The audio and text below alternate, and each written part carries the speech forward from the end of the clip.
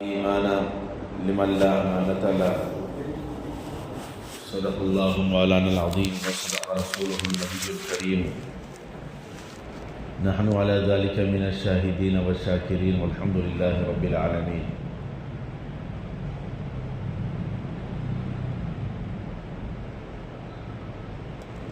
معزز بزرگوں اور عزیز ساتھیوں، اللہ رب العزت کا بے انتہا انعام اور اکرام ہے کہ ہماری زندگیوں میں وہ تمام چیزیں مہیا فرمائی اور ایک دوسرے کا آسرا اور ایک دوسرے کی ہمت اور حوصلہ بنائے۔ ماں باپ اولاد کے لیے، اولاد ماں باپ کے لیے، بھائی بہن آپس میں ایک دوسرے کی ہمت اور حوصلہ افزائی کرے تو بیوی اور شوہر ایک دوسرے کی ہمت افزائی کرے، حوصلہ افزائی کرے۔ اسی طریقے سے اللہ تعالیٰ نے دوست احباب بنائے، رشتہ دار بنائے، متعلقین بنائے۔ یہ ایک دوسرے کی خیر خواہی میں اور ایک دوسرے کے اچھوں میں بروں میں اور ایک دوسرے کے اچھے حالات میں ساتھ دیں تو برے حالات میں ان کا ہمت افزائی کے، حوصلہ افزائی کے کلمات کہیں۔ یہ اللہ رب العزت نے ایک سلسلہ چلایا ہے، یہ نعمت خداوندی ہے اور اللہ رب العزت نے بہت بڑا انعام فرمایا کہ دنیا کے اندر رشتے ناطے لگائے، ایک دوسرے کی حقوق کی پاسداری کا اللہ تعالیٰ نے حکم فرمایا، اور اسی طریقے سے اللہ رب العزت نے حقوق العباد کے تحت ان چیزوں کے شریعت مطہرہ سے متعلق حقوق رکھے تاکہ یہ توازن برقرار رہے، یہ توازن برقرار رہے۔ کہیں ایک دوسرے کے اندر کسی وجہ سے خلش آ جائے یا کوئی کام ایسا ہو جائے کہ دوسرے کے لیے ناگوار ہو یا دوسرے کے لیے ناپسندیدہ ہو، ان حالات کے اندر توازن برقرار رکھنا یہ بہت بڑی صفت ہے، یہ بہت بڑا عمل ہے اور یہ بہت بڑا دل گردے کا کام ہے، اور یہ وہ لوگ کر سکتے ہیں جن کے اندر ایمان کی سلامتی ہوگی، جو احکامات الہی سے واقف ہوں گے، جو اللہ رب العزت نے جن کو وہ علوم اور فنون سے اور وہ حوصلے، وہ ہمتیں عطا فرمائے ہوں گے، ان کو اللہ رب العزت یہ مواقع فراہم کریں گے۔ جیسے کہ اگر ہم سے بڑے یا ہم سے چھوٹے یا ہم سے متعلقین یا ہم سے رشتہ دار میں، ناطے میں یا کیسے بھی حالات میں ہو، لیکن کسی وجہ سے کوئی جھگڑا ہو جاتا ہے یا کوئی بات سمجھ میں نہیں آتی، بڑے ہی مسائل درپیش ہو جاتے ہیں، ایک دوسرے کی بات نہیں بنتی، کوئی ایک دوسرے کو سمجھنے کی فکر نہیں کرتا، اختلافات بڑھتے جاتے ہیں اور مسائل پیچیدہ ہوتے جاتے ہیں، تو ایسی صورت میں ہمیں کیا کرنا چاہیے؟ ان حالات کے اندر ہم کو ہمارے لیے اور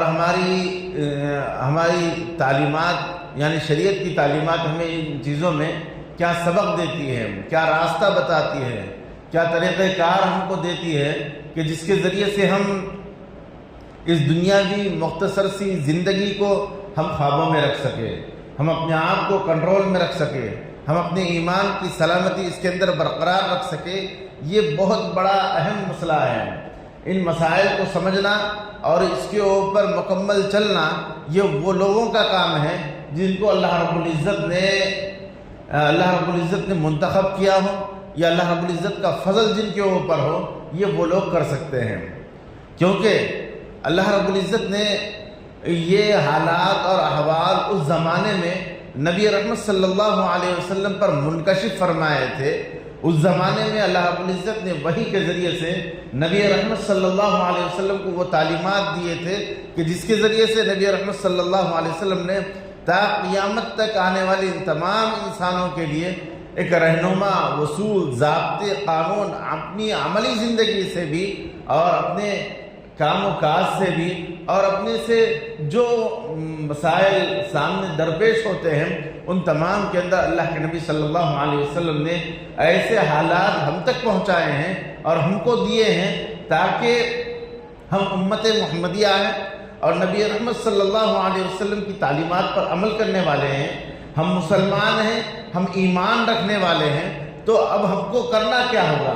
ہم کو کرنا وہ ہے جو نبی رحمت صلی اللہ علیہ وسلم کی زندگی سے اور آپ علیہ السلام کے عمل سے ہم کو راستہ ملتا ہے۔ اب وہ راستے ہمیں تلاش کرنا ہوگا۔ وہ راستے تلاش کس کو ملتے ہیں؟ وہ راستے کون اپنائے گا اور کس کے اندر وہ ہمت ہوگی جن کو وہ راستے لینے کی اللہ تعالیٰ توفیق عطا فرمائیں گے، کیونکہ یہ توفیق خداوندی کے علاوہ ہو نہیں سکتا، کیونکہ آج ہم اپنے معاشرے کے اندر، اپنے خاندان قبیلوں کے اندر اور اپنے برادریوں کے اندر ہم دیکھ سکتے ہیں کہ کتنے اختلافات ہمارے اندر ہوتے ہیں۔ کئی ایک مسائل ہوتے ہیں، گھریلو مسائل ہوتے ہیں، میاں بیوی کے مسائل ہوتے ہیں، بھائی بھائی کے مسائل ہوتے ہیں، کئی ایک مسائل ہوتے ہیں، تو ہم ان کے اندر کتنا توازن برقرار رکھ سکتے ہیں؟ کیوں کہ اللہ رب العزت نے آپس میں جو رشتے ناطے لگائے ہیں، آپس میں جو تعلقات رکھے ہیں، آپس میں اللہ تعالیٰ نے ایک دوسرے کو ایک مقام عطا فرمایا ہے، تو اس کا پاس و لحاظ ہم سے کتنا ہو رہا ہے اس کو ہم دیکھنا ہے۔ اگر یہ موازنہ اور یہ انداز اگر ہمارے اندر آ جائے اور اس کا انصاف کرنے کا مادہ ہمارے اندر پیدا ہو جائے تو عزیز ساتھیو ہم بڑے ایمان والے ہوں گے اور ہمارا کامل ایمان اس وقت ہمارا ہو سکتا ہے، کیونکہ اللہ رب العزت نے بے شمار مقامات پر کلام پاک کے اندر حقوق اللہ کے ساتھ ساتھ حقوق العباد کو کثیر تعداد میں بیان کیا ہے۔ حقوق العباد بہت اہم چیز ہے، تو جو اللہ تعالیٰ نے اہمیت دی ہے، آپس میں ایک دوسرے کے مقامات رکھے ہیں، ایک دوسرے کا ادب و احترام رکھا ہے، اس کو ملحوظ رکھنا اور ان چیزوں کو بروئے کار لانا یہ بڑی ہی اہمیت کی بات ہے۔ اگر ہم ابتدائی چیزوں سے لے آئیں، جیسے کہ ہمارے اپنے والدین ہیں، تو ان کے ساتھ ہمارا رویہ کیا ہونا چاہیے اور نبی رحمت صلی اللہ علیہ وسلم کا کیا رویہ ہے، ہم کو یہ بھی دیکھنا ہے۔ آپ علیہ السلام کی تعلیمات والدین کے ساتھ کیا تھی اور ہمارا رویہ کیا ہے؟ یہ سب سے پہلا ہمارا وہ رشتہ ہے جس کے بغیر ہمارا وجود نہیں، کیونکہ تخلیق اصل تو اللہ تبارک و تعالیٰ کی ہے۔ اللہ رب العزت نے ساری کائنات کو، سارے انسانوں کو اور ہر چیز کو پیدا فرمائے ہیں، لیکن عارضی طور پر اور دنیا کے اندر ایک ملاپ کے ذریعے سے انسانوں کا وجود بخشا ہے۔ اب اس وجود کے اندر اللہ تعالیٰ نے تخلیق ثانی کے طور پر والدین کو ذریعہ بنایا ہے۔ اب والدین کا ذریعہ، اب اس کو اللہ تعالیٰ نے بڑی اہمیت دی ہے۔ والدین کی بڑی اہمیت ہے، بڑی قدر ہے، جو ہمارا سب سے پہلا معاملہ ان کے ساتھ ہوتا ہے، کیونکہ ہم پہلے تو ماں کے پیٹ میں ہوتے ہیں، پھر باپ ہماری پرورش کرتا ہے، ماں ہمیں کھلاتی پلاتی ہے، اور اسی طریقے سے تعلیم و تربیت کا بندوبست ہمارے والدین کرتے ہیں، ہمیں پروان چڑھاتے ہیں اور ہم کو ایک مقام پر لے کر آتے ہیں۔ اب یہاں پر ہمیں دیکھنا ہے کہ ہمارا معاملہ ہمارے والدین کے ساتھ جو اللہ رب العزت نے بڑے حقوق بیان فرمائے ہیں، یہاں تک کہ نبی رحمت صلی اللہ علیہ وسلم نے فرمایا والدین کی رضامندی میں اللہ کی رضامندی ہے، والدین کی ناراضگی میں اللہ کی ناراضگی ہے، یعنی یہاں تک کی بات ہے یہ۔ تو اندازہ لگائیں آج کے معاشرے کے اندر دیکھیں، آج ہم کو جانور پالنا بڑا آسان ہے، کتوں کو اپنے گھر میں رکھنا بڑا آسان ہے، ان کی پرورش کرنا، ان کی دیکھ بھال کے لیے ان کے لیے الگ سے بڑا ہی تمام سہولیات پسند روم بنا کر اس میں ان کی تمام غذاؤں کا اہتمام کرنا بڑا آسان ہے، لیکن جب بوڑھے ماں باپ ہو جاتے ہیں، جب ہماری پرورش میں آتے ہیں، جب وہ محتاج ہو جاتے ہیں، جب وہ کمزور ہو جاتے ہیں، تو اب ہمارا رویہ ان کے ساتھ کیا ہوتا ہے؟ آج ہم غور کر سکتے ہیں، آج اولڈ ایج ہوم کے نام سے، یعنی آرام گھر کے نام سے، اس انداز سے لوگ اپنے والدین کو وہاں لے جا کر چھوڑ دیتے ہیں۔ ہوتا کیا ہے؟ ہوتا کچھ نہیں ہے، لیکن ہماری زندگی اور ہمارا پروان چڑھنا اور ہماری ترقیات جو دنیا ہی نہیں بلکہ آخرت سنوارنے والے ہیں وہ ہمارے ٹھپ ہو جاتے ہیں۔ ہم تو وقتی طور پر اپنی آرائش کا، اپنے سکون کا ذریعہ سوچتے ہیں، لیکن جو ہمیشگی کی زندگی ہے، جو اللہ رب العزت نے ہمیشہ ہمیش کے لیے کئی ایک چیزیں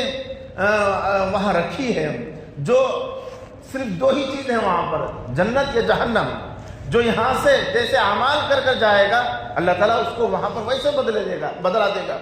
تو جب رضائے الہی نہیں ہوگی، اللہ کی خوشنودی ہمارے ساتھ نہیں ہوگی، تو پھر ہم کہاں پروان چڑھ سکتے ہیں؟ نہ دنیا میں کامیاب ہو سکتے ہیں، اور آخرت جو لامحدود زندگی ہے وہاں پر ہم کامیاب نہیں ہو سکتے۔ آج اولڈ ایج ہوم کے نام سے دیکھیں، بڑے آباد ہے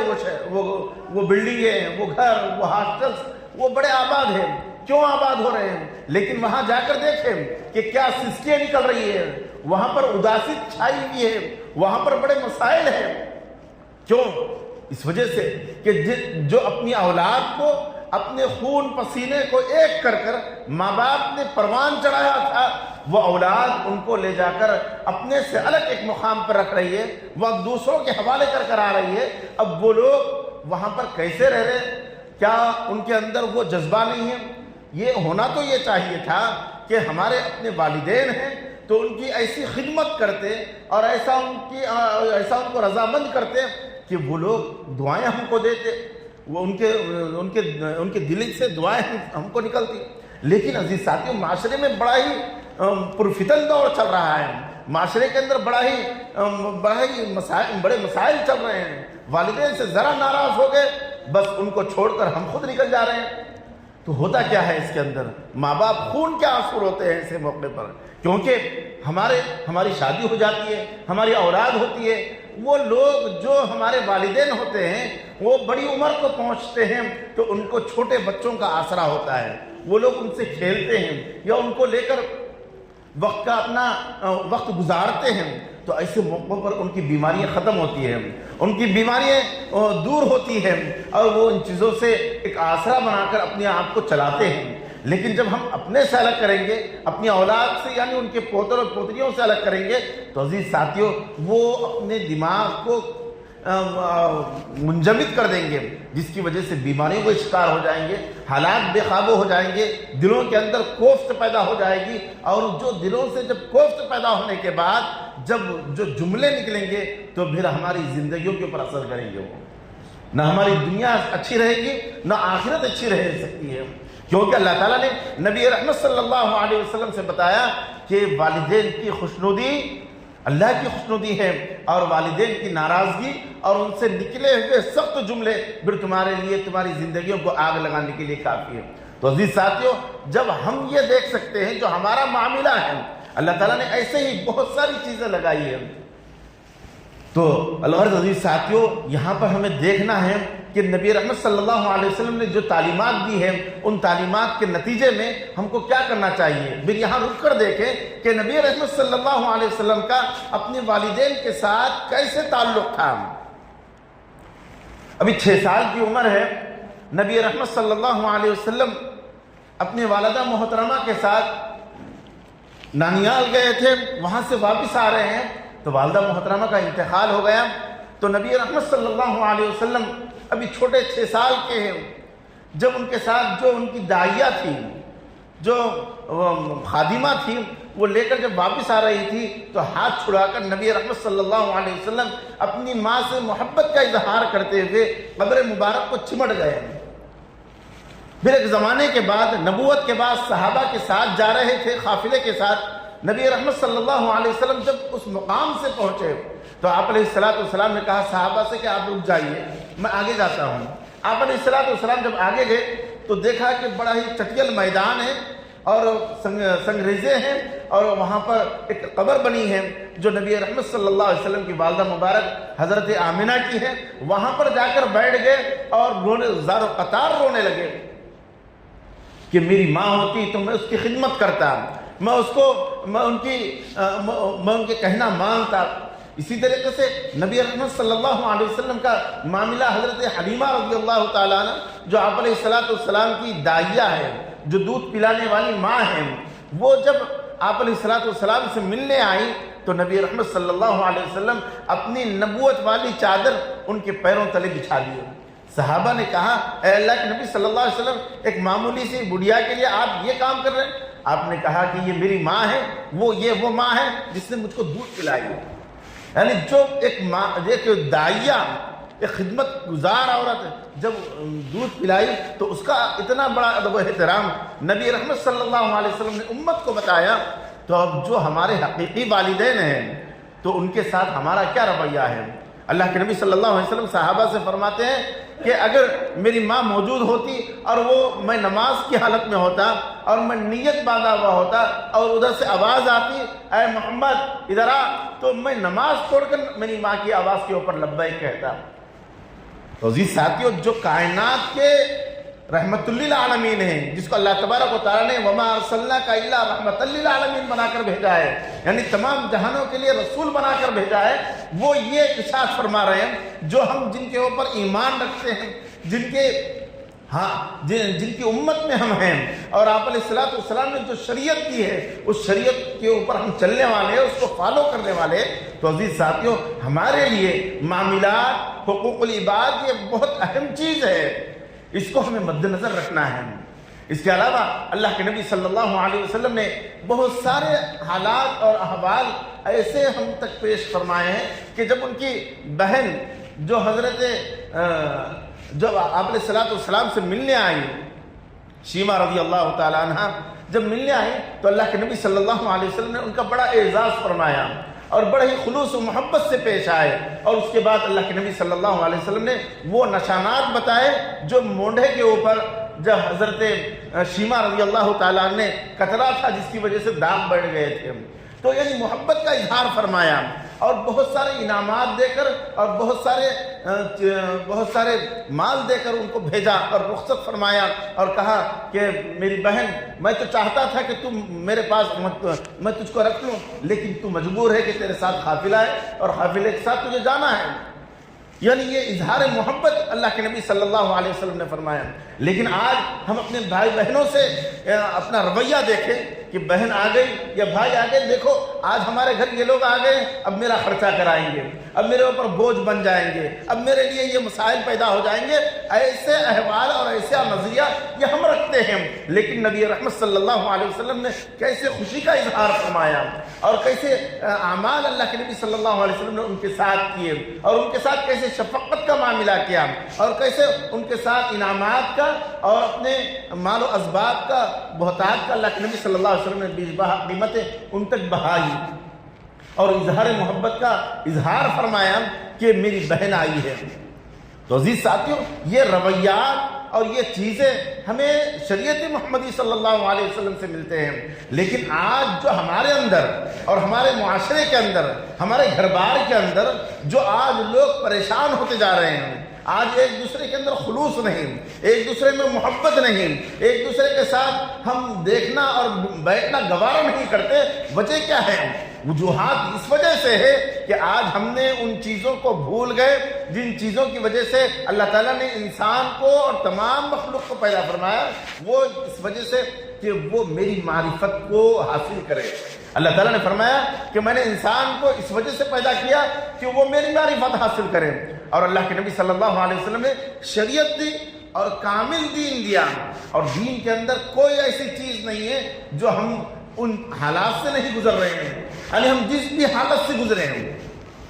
اور جس بھی ماحول میں رہیں اور جس بھی موقع سے رہیں، اس موقع کے لحاظ سے، ان حالات کے لحاظ سے اور ان معاملات کے لحاظ سے شریعت محمدیہ کے اندر مکمل تعلیم ملتی ہے۔ ہم ان تعلیمات کو حاصل کرنے کی ہم فکر نہیں کرتے، تو جس کی وجہ سے عزیز ساتھیوں ہم پریشان ہوتے جا رہے ہیں، اور زندگی ایک مختصر سی زندگی ہے۔ آج دیکھیں کوئی جوان نہ کوئی بوڑھا، ہر ایک اپنی منزل طے کر رہا ہے، یعنی قبر کی طرف جا رہا ہے، قبر اس کو بلا رہی ہے۔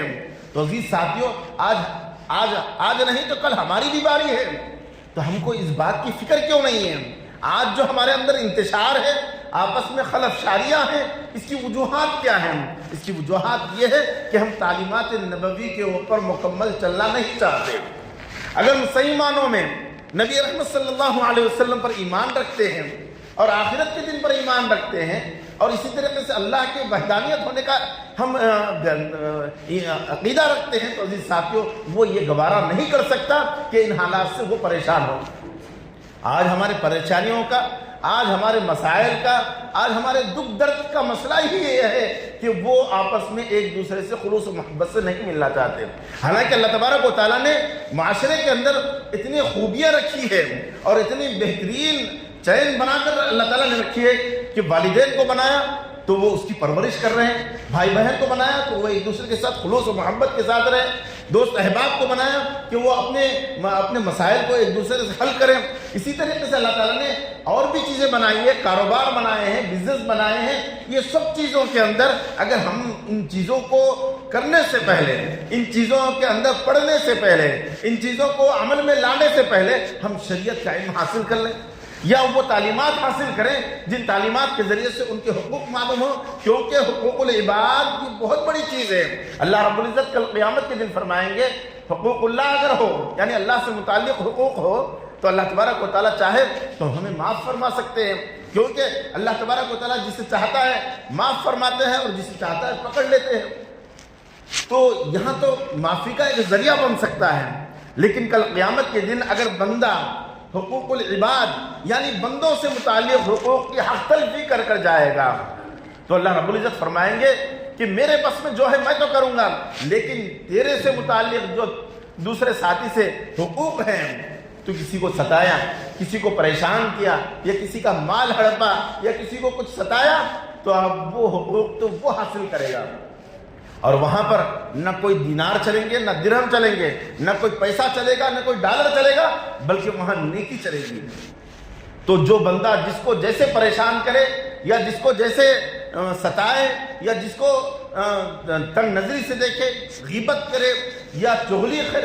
کرے یا چوری کرے یا کچھ اور ایسا کام کرے یا برائی کرے یا اللہ سے ڈر کر زنا کرے، اسی طریقے سے اللہ سے نہ ڈر کر زنا کرے یا ایسے ہی کوئی ایسے کام کرے یا ایسے گناہ کرے جو بندہ دنیا کے اندر کرا، جو بندوں سے متعلق ہے، تو پھر اللہ تبارک و تعالیٰ فرمائیں گے کہ جا اس سے تلافی کر آ۔ تو تلافی کی ایک ہی شکل ہے کہ ہم اپنے کیے ہوئے نیکیاں ان تک پہنچا دیں، اور بندوں کا تو حال ایسے ہوگا کل قیامت کے دن اللہ کے نبی صلی اللہ علیہ وسلم فرماتے ہیں کہ ایک بندہ ایسا ہوگا کہ احد پہاڑ جیسے نیکی لے کر آئے گا،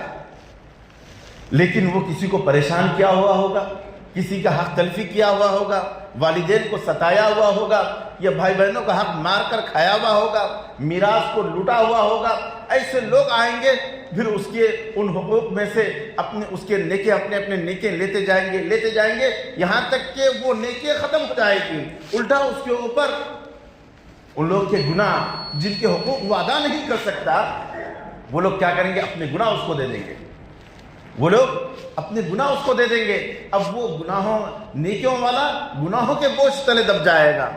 تو الغرض عزیز ساتھیوں، اللہ تعالیٰ نے ہم کو بڑا ہی اچھا ماحول کے اندر رکھا ہے۔ اس ماحول کو بنانا یہ ہم سے ہی ہو سکتا ہے۔ معاشرے کو بنانا، ہم معاشرے کے اندر ہے تو معاشرہ ہم سے ہی بن سکتا ہے اگر ہم اس بات کو 100% یقین کر لیں کہ ہمیں نماز پڑھنا ہے، نمازوں کا اہتمام کرنا ہے، میرے والدین ہیں تو ان کی خدمت کرنا ہے، ان کی دعائیں لینا ہے، ان کے تمام مسائل کو حل کرنا ہے، بھائی بہن ہیں تو ان کے متعلق مجھ سے کیا تعلق ہے، میں ان کے کیا حقوق ادا کر سکتا ہوں، مجھ پر شریعت کیا تعلیم دیتی ہے، اس سے متعلق دوست احباب ہے، اس سے بھی متعلق ہمیں شریعت تعلیم دیتی ہے۔ اس دنیا کے اندر اللہ تعالیٰ نے بہت ساری سہولتیں رکھی ہیں، لیکن ہم ان سہولتوں کو چھوڑ کر اوروں کی پیروی کرتے ہیں۔ اللہ کے نبی صلی اللہ علیہ وسلم نے فرمایا، آج دیکھیں کہ ہم اوروں کے پیروی کرنے میں،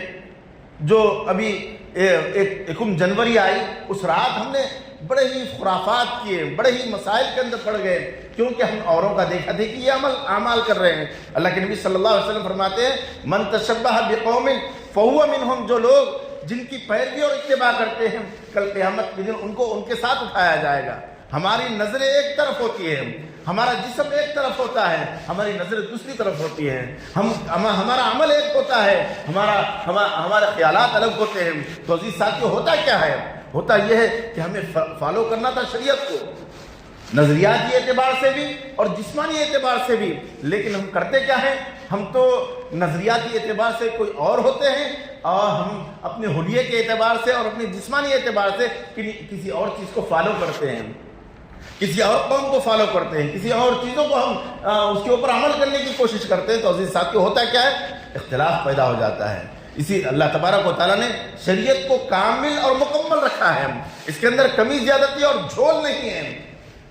تو عزیز ساتھیو، ہمارے لیے اور ساری انسانیت کے لیے کامیابی اس دین اور اسلام کے اندر ہے، اور اسلام کو اللہ رب العزت نے پسند بھی فرمایا ہے، اور اس کے اندر بڑی خوبیاں ہیں، اور ہمیں مختصر زندگی اس دنیا کے اندر گزارنی ہے، اور لامحدود زندگی وہ آخرت والی زندگی ہے۔ اس میں کامیاب ہونے کے لیے ہم تمام چیزوں کو مد نظر رکھتے ہوئے ایک دوسرے کے حقوق کو ادا کریں اور اللہ کے احکامات کی پابندی کریں، نبی رحمت صلی اللہ علیہ وسلم کی لائی ہوئی شریعت کے اوپر مکمل عمل کرنے کی ہر ممکن کوشش کریں۔ اسی میں کامیابی اور اسی میں نجات ہے۔ اللہ تبارک و تعالی ہم سب کو کہنے سننے سے زیادہ عمل کی توفیق نصیب فرمائے، آمین۔ وما علینا الا البلاغ۔ جو احباب سنت نہیں پڑھا سنت پڑھا۔